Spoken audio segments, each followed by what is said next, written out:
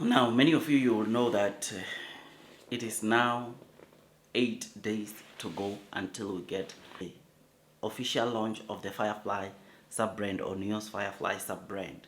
EV Homes leaked the prices or shared the prices yesterday, where they say starting price of the Firefly sub-brand is going to be around 130,000 RMB, and this is with the battery. Without a battery, it's going to start at around 90 RMB. Now, do you know how much 90 RMB is in dollars, guys? This is $12,000. So those that buy and opt for battery as a service, guess what? They are going to be buying this car by just $12,000. I said this before, and that is battery swapping station onto NEO. It's a game changer, right? And $12,000 for you to get your hands onto Firefly, man, this car is cheap. Think right now with BaaS, this car is cheaper than Mona 3. This car is cheaper than most of the EV cars in China right now, which is just so great. And the good thing about this one is that it comes with massive features. The good thing about this one, it has capabilities for battery swapping. NEO battery swapping stations from 1st to 4th, or all the battery swapping stations from NEO that they're deploying now are not compatible with this Firefly sub-brand. But from the 5th generation battery swapping stations, which I think NEO will be deploying from this year, guess what? Firefly users will be able to go and complete a battery swap onto NEO's 5th generation battery swapping stations. But for now, Firefly users, those that buy Firefly, will still be performing battery swaps, right? Or will still be able to complete battery swaps. And this is on CATL's battery swapping station.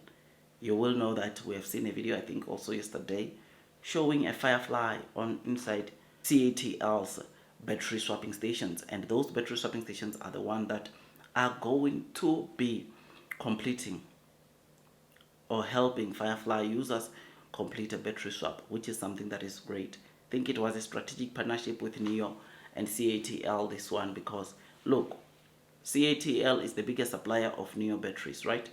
In fact, they are the ones that are supplying NEO with batteries for their NEO main brand cars.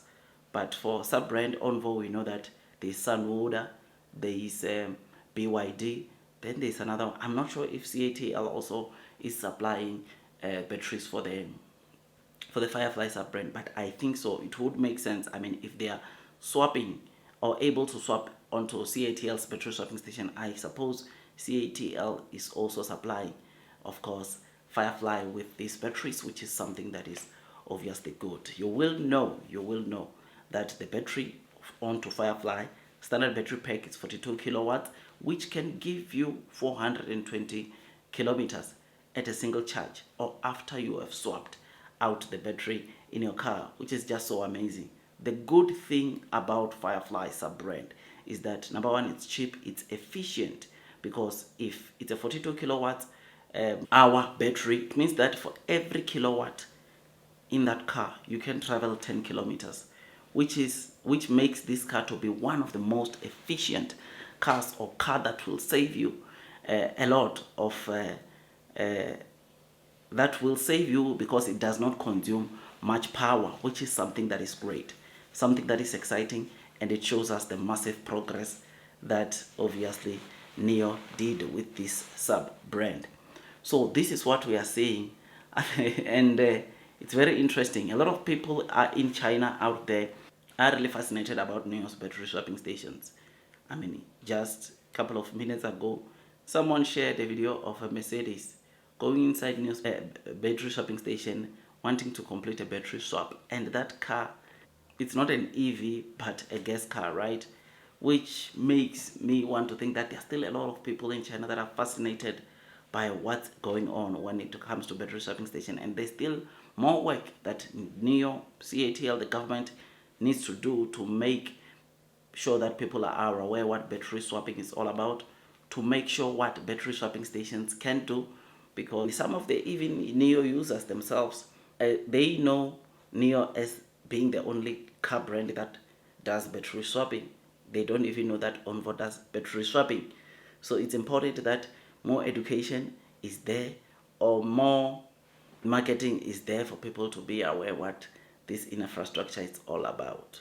Previous video I was talking about NIO battery swapping being the one that increased or playing a huge role into bringing some massive inflows of orders onto NIO, which is something that is great, something that is very exciting, and this makes me to want to load the boat. So China EV Homes said these will be the prices of the Firefly sub-brand next week: 130,000 RMB with a battery and 90,000 RMB without a battery.